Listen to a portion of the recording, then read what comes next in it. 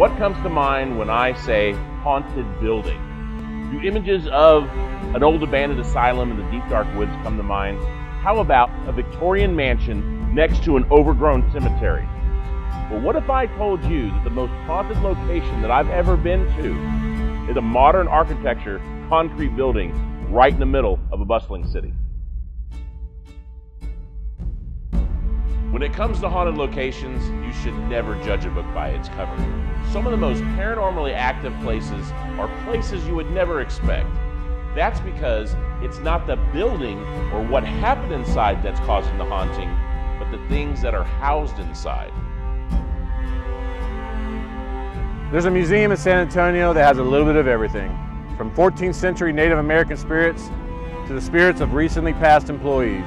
It's called the Institute of Texan Cultures, and we've investigated it numerous times and caught tons of evidence, and we want to share it with you on this episode. The Institute was built in 1968 as a part of Hemisphere 68, a World's Fair of sorts for technology and urbanization. It houses relics across Texas history from settlers around the world, and those relics like to tell the stories themselves.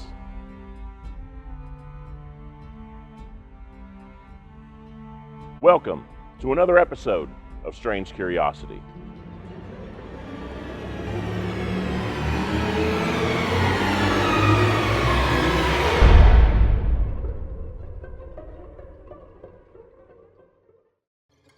San Antonio, Texas is well known for being one of the most haunted cities in the world.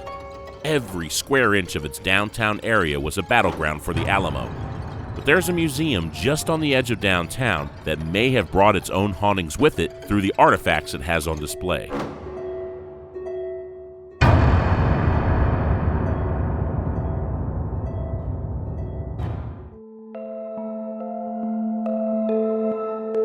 These hauntings are known as attachments, and the evidence of it, from security cameras, employee accounts, and formal investigations, is staggering.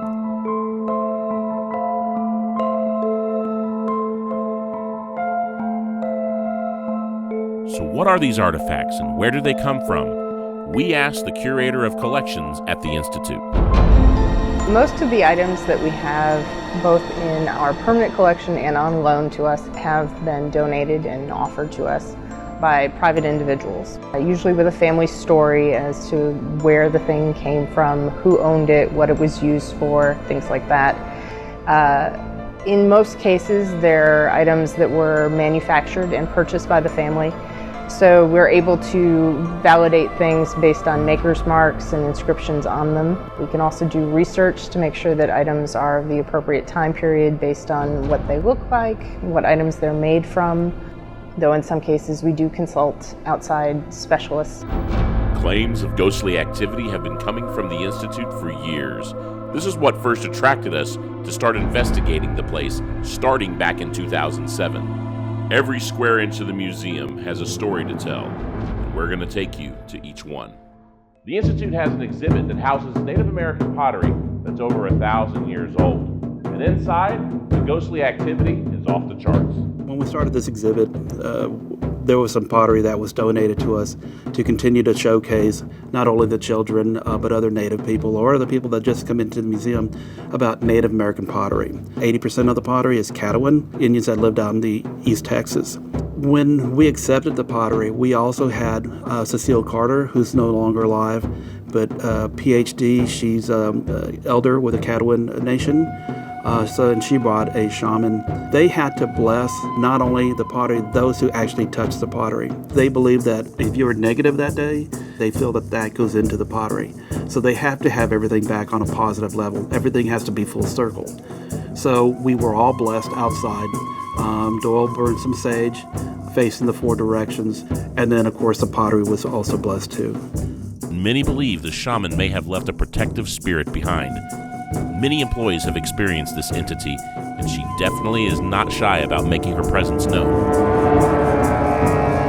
We had a guard here who actually went in. We had an exhibit that extended our hours of operation to 8 o'clock, and he happens to be making his rounds around that time where everybody had left. He saw this lady laying down in the cave in Creations and Cosmos, and with some packages laying next to her. And at that time we had a video going on, and he thought it was somebody from maybe a Mexican national who had been shopping here in San Antonio and decided to leave her packages by her and cool off and watch this video. So he backs away. He said this lady seemed very pleasant, is what he said, and he turns around and walks away. But when he does that, he realizes, wait a second, we're already closed. I need to tell this lady she needs to leave. And when he puts his flashlight in the same spot where he saw her, he started to say, ma'am, you need to, and she's not there anymore. It pretty much freaked him out. So when I first started working here, the Creations and Cosmos was my area. Well, it was late in the afternoon. I'm making my rounds, and I see this lady walking by in the cave. What she was wearing was kind of striking because I thought, where did she come from? I didn't greet her, there was something not right. So I wanted to go tell this lady, I'm very sorry. So I'm waiting for her to come out of the cave, and she didn't come out. So now I'm looking for this lady, and I can't seem to find her. I go to talk to the cashier and the store manager. I describe what this lady was wearing, and they said nobody with that dress has come in. And I thought they were pulling my leg because I know what I saw. This lady was solid as I'm looking at you. The cashier pulled up the receipt. The last time anybody came in was about 1:15 that afternoon. Well, I did find a book, The Ethnography of the Caddo Indian. In that book, I found exactly what she was wearing, and I thought, I'm getting goosebumps right now. Bang, that's her. I've never seen her again. Back in 2008, we captured 3 EVPs in the Pottery Cave. The first one is of a female saying "ku'a'at," an actual Caddo word meaning welcome, captured during a conversation between me and some other investigators. Preacher, right? Yeah. Like an Indian. Not a medicine. Not to be confused with medicine man. Ku'a'at. Not a medicine. Not to be confused with medicine man. Ku'a'at. In the second EVP, we were goofing off, and in the background, you clearly hear drum beats and chanting. Riding on the range. I got my hat on. I got my boots. Dusty. Yippee, yippee, yah, yippee, yo, yo, yo. I've noticed that the reason I'm doing that, Gretchen, is we get all we get EVP from messing around. Dusty. Yippee, yippee, yah, yippee, yo, yo, yo. I've noticed that the reason I'm doing that, Gretchen, is we get all we get EVP from messing around. In the third EVP, you can hear us in the distance, but you can also hear a flute playing a melancholy tune.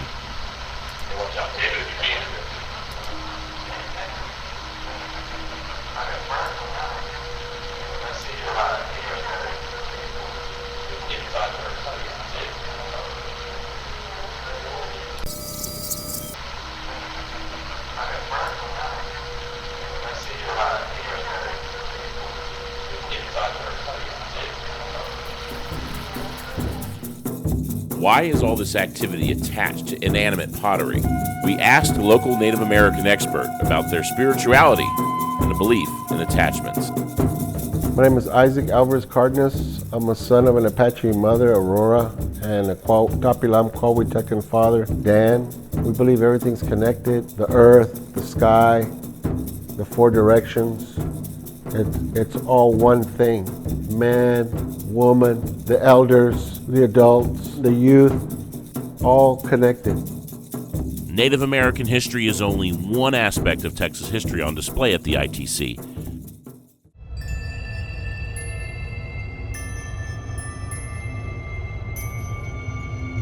There's a town southwest of San Antonio called Castroville. It was settled in the mid-1800s by French Alsatians. And in the town, they used this old horse-drawn hearse. Now, the Institute acquired this hearse several years back. And ever since it came into the building, a lot of activity followed it. The hearse is in the French area on the exhibit floor. The doors have been known to open on their own. Guard will go by earlier in the evening. It's all secured and latched. And then come by for another check later and the doors are popped open. There's only one guard inside during that shift. If you go and tug on the doors, there's a little latch on the bottom, and there's no way those doors can open up. We do have one of our volunteers who told me that she did have an experience where she actually saw the doors open. And I like this lady very much, and I could count on her character. You know, she is telling me the truth. Who or what keeps opening these doors? We may have a photograph that identifies the culprit. One of our researchers took a picture, and in the picture you can see a gentleman, his back is up against the French history wall. One striking aspect of the apparition in this photo is that it appears to be wearing white socks. This is very significant because during this time in history, it was common for people to be buried without their boots. The boots were very valuable and were usually handed down in the family. We had tried EVP sessions over several investigations to try to get this guy to talk, but with no luck. Maybe he didn't understand English, and all we needed to do was an EVP session en français. When we were there in the evening, we decided to walk over to the hearse, and Brad thought it might be a good idea for me to do an EVP in French since I'm fluent in the language. I asked, "Est-ce qu'il y a quelqu'un ici qui voudrait nous parler?" which means, is there someone here who would like to speak with us? And then I also asked, "Dites-nous si vous êtes ici autrefois," which means, were you here at another time, were you here before? And the response we got back was also in French, and it said, "Ton frère est ici," which means your brother is here. And what was really strange is Brad and his brother were there with us during the investigation. Dites-nous si vous êtes l'homme qui était ici autrefois. Vous êtes le petit homme qui était ici autrefois. Si vous êtes l'homme qui était ici autrefois. Vous êtes le petit homme qui... On another investigation, we decided to place an audio recorder inside the hearse itself. You will hear other investigators talking, but listen to the voice that comes from within.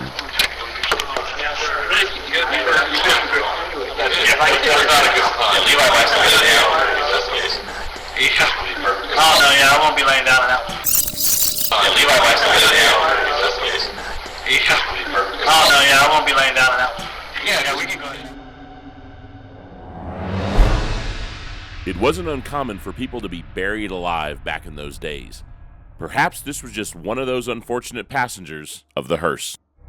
Sharecropping was a common practice in the post-Civil War Southern states, where freed slaves and other immigrant workers would work a portion of a farmer's crops for a percentage of the profits.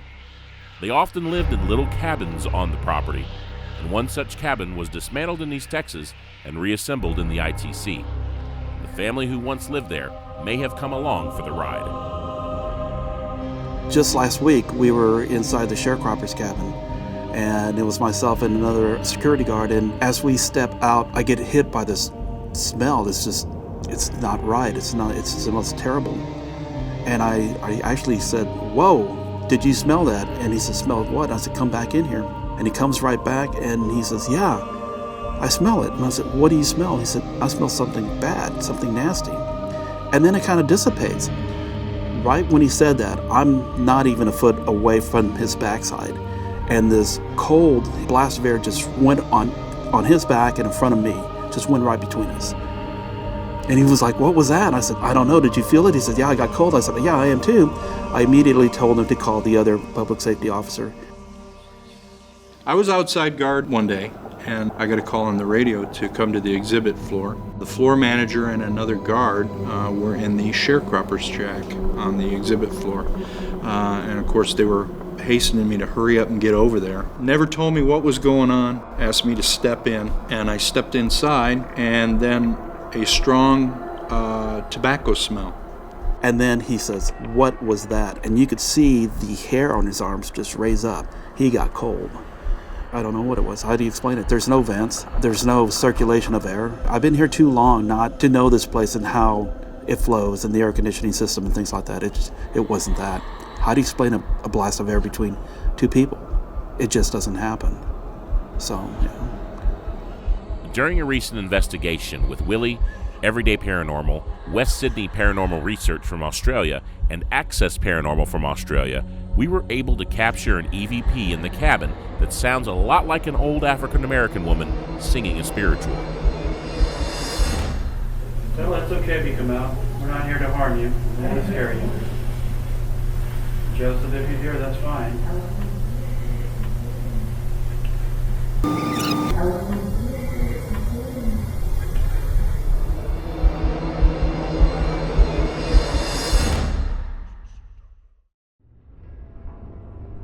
There may be some attachments to the location as well. One story is of a former employee who passed away just recently. Jim Abels was one of our docents in the Chuckwagon area. He's a true cowboy. His story is just phenomenal from the time he was born to the time he passed away. Jim was really tall, and like I said, he liked to play jokes. He liked to tell jokes. I mean, but he liked to pull pranks at the same time too. During another recent investigation, Everyday Paranormal captured an EVP of a man's voice that ITC employees believe is Jim himself, caught right next to the area where he worked. Did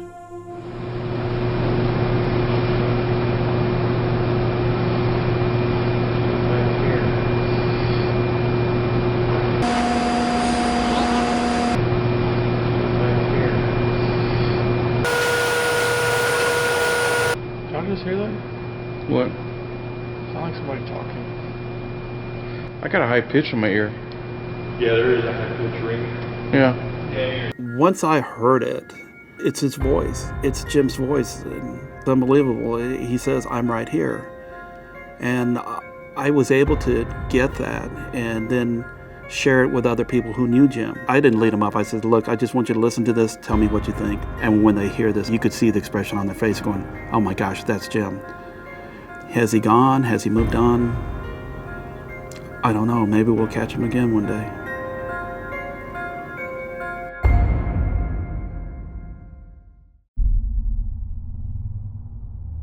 One attachment here may be due to the land that the Institute sits on, back in the day when the land had a very infamous and tragic past. During Halloween, we have what is called Dance with the Dead. And on the last ghost tour that I was presenting, the director happened to be a part of that. She was one of the last ones to come out of the one of the conference rooms that we were at when she pulled me off to the side and said there was somebody that I saw move, a shadow move from one end of the room right behind me. And he sounded kind of gruff, kind of like a About 2 weeks later, she comes back on a Sunday, and I happened to question her on it because I wanted to hear the story again, make sure she didn't deviate from the story, whatever. And she hit it spot on, but this time she was standing up and she begins to shuffle her feet. And I said, "What was that all about?" She goes, "Because that's what I saw. I saw him kind of walk funny." Several psychics got the impression of slaves being sold when they were on the third floor. As it turns out, slaves were sold prior to the Civil War on or near the ITC property. Is the funny walk due to the slaves' legs being shackled? This isn't the only report of this strange shadow. The guard had this shadow follow him, and he related to me that 3 separate times during his walk down the hallway, he looked over his shoulder and it was right behind him, following him. I said it was rather short, walked with a pigeon-type walk to it. He said he just looked forward and it kept moving, and then when he turned the corner at the far end of the hallway, then it was gone. So when the other guard told me that story about him having to look behind him 3 times and he still sees the shadow behind him, he's walking pigeon-toed. So they both saw the same thing. When I started working here, I didn't really see any paranormal things happening. It wasn't until maybe a couple of years down the road. I was going to my office and I smelled the cherry tobacco smoke, and that kind of stopped me in my tracks. And I didn't really think anything of it. And it wasn't until I started asking around, and then I heard the stories about one of the directors here who would smoke a pipe. Back in the time, you could smoke in the buildings, and that's what he smoked. The Conley room actually used to be the apartment to the director who lived here. So he didn't want to live off-site. They're usually like presidents of universities, you get a house or whatever. The same thing with this too. We've been in there, we smelled that pipe tobacco smoke before, but I can't say if it's the first director or the second director, because the second director also smoked a pipe. When I first started here, I was very skeptical of what people were relating to me. Having been a retired military police, I always checked it off as building settling, its temperature changes, things of that nature. But when my name was called, it was a female voice, and there were no females in my vicinity. When I checked with the floor manager about had people heard their names called, he just kind of smiled and nodded yes. Working with the other security officer, he has cameras, he's got digital recorders, he's got EMF detectors, so on and so forth. And he had asked a question as to, have you ever walked the face of this earth? And I happened to be listening to on headphones. And you hear this, to me, what it sounded to me was very demonic. No. And I took those headphones off and I put them on the counter and said, I'm done. I don't want to do this anymore. So, what's there after we die? We have seen it on many occasions. Time only has an effect on the physical world. Time lives on with history, and when physical objects and places span the boundaries of that time, it is no wonder that the history will follow it. The ITC is literally a time machine that simply offers a home for segments of history and gives it a stage to repeat itself. The next time you go to a museum, don't think of the objects as relics of the past. Think of them as current storytellers. That's the spark that ignites a strange curiosity.